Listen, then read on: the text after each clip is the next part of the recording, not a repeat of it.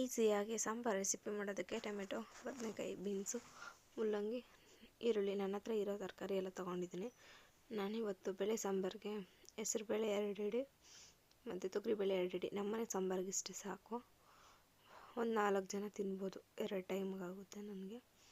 ಅದಕ್ಕೆ ಇಷ್ಟು ತೊಗೊಂಡಿದ್ದೀನಿ. ಮೊದಲಿಗೆ ಗ್ಯಾಸ್ ಹಚ್ಕೊಂಡು ಸ್ವಲ್ಪ ಕುಕ್ಕರಿಗೆ ನೀರು ಹಾಕ್ಕೊಂಡು ತೊಗರಿಬೇಳೆ ಮತ್ತು ಹೆಸರುಬೇಳೆನ ಏನು ತೊಗೊಂಡಿದ್ದೀನಿ ಅದನ್ನು ನೀಟಾಗಿ ವಾಶ್ ಮಾಡಿ ಕುಕ್ಕರ್ಗೆ ಸೇರಿಸ್ಕೊಳ್ತಾ ಇದ್ದೀನಿ. ಬೇಳೆ ನುಣ್ಣಗೆ ಬೇಯಿಸ್ಕೊಂಡು ಎತ್ತಿಟ್ಕೋಬೇಕು. ಕ್ವಿಕ್ಕಾಗಿ ಆಗುತ್ತೆ. 5ರಿಂದ 6 ನಿಮಿಷ ಸಾಕು ಸಾಂಬಾರು ಆಗೋದಕ್ಕೆ. ಇವಾಗೆಲ್ಲ ಬಿಸಿ ಲೈಫಲ್ಲಿ ಬೇಗ ಮಾಡೋದೇ ಇರೋದು. ಟೈಮ್ ವೇಸ್ಟ್ ಮಾಡ್ಕೊಂಡಿರೋದಕ್ಕಾಗಲ್ಲ, ಬೇಗ ಮಾಡಬೇಕಲ್ಲ. ಅದು ಕ್ವಿಕ್ಕಾಗಿ ಒಂದು 5ರಿಂದ 6 ನಿಮಿಷದರಲ್ಲಿ ಸಾಂಬಾರು ರೆಡಿ ಆಗಿಬಿಡ್ತೈತೆ. ಒಂದು ಸ್ವಲ್ಪ ಬೇಳೆಗೆ ಅರಿಶಿನ ಹಾಕ್ತಾಯಿದ್ದೀನಿ. ನೀರು ಒಂದು ಸ್ವಲ್ಪ ಉಪ್ಪು ಹಾಕ್ಕೊಂಡು ಒಂದು 2 ವಿಶಿಲ್ ಕೂಗಿಸ್ಕೋಬೇಕು. ಇವಾಗ ಒಗ್ಗರಣೆಗೆ ಒಂದು ಬಾಣಲಿ ಇಟ್ಕೊಂಡು ಬಾಣಲಿ ಬಿಸಿ ಆದಮೇಲೆ ಅದಕ್ಕೆ ಎಣ್ಣೆ ಸೇರಿಸಿ ಸಾಸಿವೆ ಸಿಡಿಯೋ ಗಂಟ ಕಾಯಬೇಕು. ಸಾಸಿವೆ ಒಂದು ಸ್ವಲ್ಪ ಸಿಡ್ದಿದ್ದಾದಮೇಲೆ ತರಕಾರಿ ಏನೇನು ಹಚ್ಚಿಟ್ಕೊಂಡಿದ್ದೀರಿ ಅದರಲ್ಲಿ ಒಂದೊಂದಾಗಿ ಪ್ರತಿಯೊಂದನ್ನು ಸೇರಿಸ್ತಾ ಹೋಗಬೇಕು. ಸಾಸಿವೆ ಸಿಡಿಯೋ ಗಂಟ ಕಾಯ್ತಾ ಇದ್ದೀನಿ. ಇವಾಗ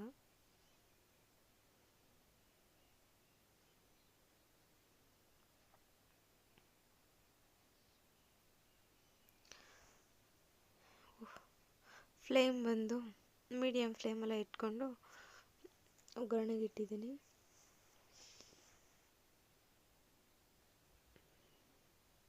ಅರ್ಜೆಂಟಾಗಿ ಏನನ್ನು ಸಾಂಬಾರು ಮಾಡಬೇಕಂದ್ರೆ ಈಸಿಯಾಗಿ ಈ ಥರ ಮಾಡ್ಕೋಬೋದು. ಈಗ ಒಂದು ಈರುಳ್ಳಿನ ಕಟ್ ಮಾಡಿಕೊಂಡ್ರು ಅದನ್ನು ಎಣ್ಣೆಗೆ ಸೇರಿಸ್ಕೊಳ್ತೀನಿ. ಈರುಳ್ಳಿ ಒಂದು ಸ್ವಲ್ಪ ನೀಟಾಗಿ ಕೆಂಪಗಾಗಬೇಕು. ಇನ್ನು ಮಿಕ್ಕಿದ ತರಕಾರಿಗಳನ್ನ ಕಟ್ ಮಾಡ್ಕೊಂಡಿರೋ ಅದನ್ನು ಒಂದೊಂದಾಗಿ ಸೇರಿಸ್ಕೊಳ್ಳೋಣ. ಮೊದಲನೇದಾಗಿ ಬೀನ್ಸ್ ಹಾಕ್ತಾಯಿದ್ದೀನಿ. ಈಗ ಬೀನ್ಸ್ ಸ್ವಲ್ಪ ಚೆನ್ನಾಗಿ ಫ್ರೈ ಆಗಲಿ ಎಣ್ಣೆಯಲ್ಲಿ.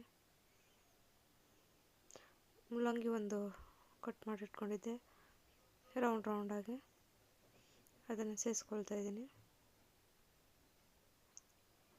ತರಕಾರಿ ಎಲ್ಲ ಒಂದು ಸ್ವಲ್ಪ ಎಣ್ಣೆಯಲ್ಲೇ ನೀಟಾಗಿ ಬಾಡಬೇಕು, ಚೆನ್ನಾಗಿ ಒಂದು ಸ್ವಲ್ಪ ಫ್ರೈ ಆಗಬೇಕು. ಅದು ಬದನೆಕಾಯಿ ಸೇರಿಸ್ಕೊಂಡಿದ್ದೀನಿ. ಬದನೆಕಾಯಿ, ಬೀನ್ಸು, ಈರುಳ್ಳಿ ಎಲ್ಲ ಒಂದು ಸ್ವಲ್ಪ ಬಾಡಬೇಕು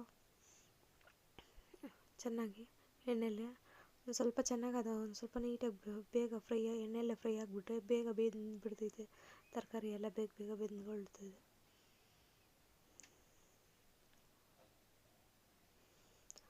ಟೊಮೆಟೊ ಒಂದು 2 ದೊಡ್ಡ ಟೊಮೆಟೊನ ಚಿಕ್ಕದಾಗಿ ಕಟ್ ಮಾಡ್ಕೊಂಡಿದ್ದೀನಿ. ಇದು ಒಂದು ಸ್ವಲ್ಪ ಬೆಂದ ಮೇಲೆ ಚೆನ್ನಾಗಿ ಫ್ರೈ ಆಗಿದೆ ಅನ್ನಿಸ್ತಾ ಇರಬೇಕಾದ್ರೆ ಅದಕ್ಕೆ ಉಪ್ಪು ಇವಾಗ ತರಕಾರಿಗೆ ಸೇರಿಸ್ತಾ ಇದ್ದೀನಿ. ಉಪ್ಪು ಚೆನ್ನಾಗಿ ಹಿಡಿದೈತೆ ತರಕಾರಿಗೆ. ಮನೆಯಲ್ಲೇ ಮಾಡಿರೋ ಸಾಂಬಾರಿನ ಪುಡಿನ ಬಳಸ್ತಾ ಇರೋದ್ರಿಂದ ಸಾಂಬಾರು ಟೇಸ್ಟಾಗೂ ಇರ್ತೈತೆ, ಅರ್ಜೆಂಟಾಗಿ ಬೇಗನೂ ಆಗುತ್ತೆ. ತರಕಾರಿ ಫುಲ್ಲು ನೀಟಾಗಿ ನಿಧಾನವಾಗಿ ಮೀಡಿಯಮ್ ಫ್ಲೇಮಲ್ಲಿ ಚೆನ್ನಾಗಿ ಫ್ರೈ ಮಾಡ್ತಾಯಿದ್ದೀನಿ. ಒಂದು ಸ್ವಲ್ಪ ಕೈ ಆಡಿಸ್ತಾ ಇರಬೇಕು, ತಳಗ ಹಿಡ್ದಂಗೆ ಆಗುತ್ತೆ.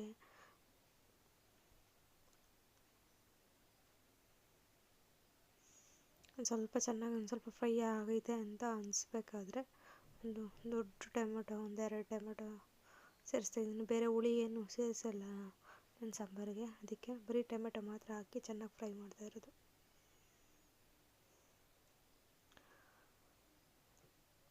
ಟೊಮೆಟೊ ಫುಲ್ಲು ನೀಟಾಗಿ ಫ್ರೈ ಆಗಿ ಮೆತ್ತಗೆ ಆಗಂಟ ಚೆನ್ನಾಗಿ ಫ್ರೈ ಮಾಡಿಕೊಂಡು ಒಂದು ಪ್ಲೇಟ್ ಮುಚ್ಚಿ ಆದರೂ ಚೆನ್ನಾಗಿ ಒಂದು ಸ್ವಲ್ಪ ಹೊತ್ತು ಬೇಯಿಸ್ಕೋಬೇಕು. ತರಕಾರಿ ಎಲ್ಲ ಚೆನ್ನಾಗಿ ಫ್ರೈ ಆಗಬೇಕು. ಇವಾಗ ತೊಗರಿಬೇಳೆ ಬೇಯಕ್ಕಿಟ್ಟಿರೋದು ಕುಕ್ಕರು 2 ವಿಜಿಲ್ ಬಂದೈತೆ. ಬೇಳೆ ಚೆನ್ನಾಗಿ ಬೆಂದೈತೆ, ತರಕಾರಿ ಎಲ್ಲ ಚೆನ್ನಾಗಿ ಬೆಂದೈತೆ ಅಂತ ಪ್ಲೇಟ್ ಮುಚ್ಚಿ ಬೇಯಿಸ್ತಾ ಇರೋದನ್ನು ತೆಗೆದು ನೋಡ್ತಾ ಇದ್ದೀನಿ. ಇವಾಗ ಟೊಮೆಟೊ ಎಲ್ಲ ಚೆನ್ನಾಗಿ ಮ್ಯಾಶ್ ಆಗೈತೆ, ಚೆನ್ನಾಗಿ ಬೆಂದೋಗೈತೆ. ತರಕಾರಿ ಒಂದು ಸ್ವಲ್ಪ ಚೆನ್ನಾಗಿ ಬೆಂದೈತೆ.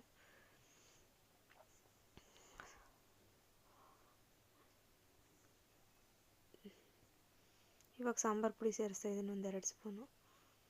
ನಮ್ಮ ಮನೆಯಲ್ಲೇ ಮಾಡಿರೋ ಸಾಂಬಾರು ಪುಡಿ ಒಂದು 2 ಸ್ಪೂನ್ ಸೇರಿಸ್ತೀನಿ. ಖಾರದ ಪುಡಿ ಒಂದು ಅರ್ಧ ಸ್ಪೂನ್ ಸೇರಿಸ್ಕೊಳ್ತೀನಿ.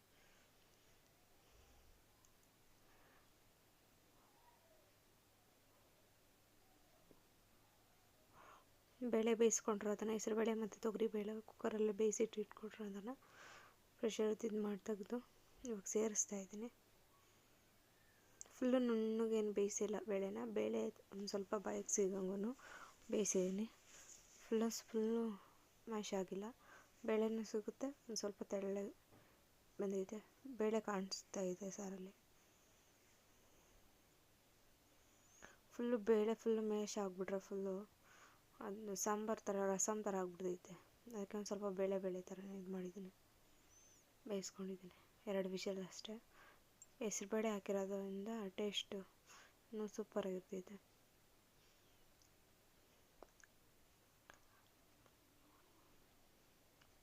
ಫುಲ್ಲು ನೀಟಾಗಿ ಕುದೀತಾ ಇರೋ ಉಪ್ಪು ಖಾರ ಎಲ್ಲ ನೋಡಿಕೊಂಡು ಒಂದು ಸ್ವಲ್ಪ ಉಪ್ಪು ಖಾರ ಬೇಕಾದರೆ ಈ ಟೈಮಲ್ಲಿ ಸೇರಿಸ್ಕೋಬೋದು. ಒಂದು ಸ್ವಲ್ಪ ಕೊತ್ತಂಬರಿ ಸೊಪ್ಪು ಹಾಕಿ ಚೆನ್ನಾಗಿ ಕುದಿಸ್ಕೊಂಡ್ರೆ, ನೀರು ಎಷ್ಟು ಬೇಕು ಅಷ್ಟು ಸೇರಿಸ್ಕೊಂಡ್ರೆ ಸಾಂಬಾರು ರೆಡಿಯಾಗೈತೆ.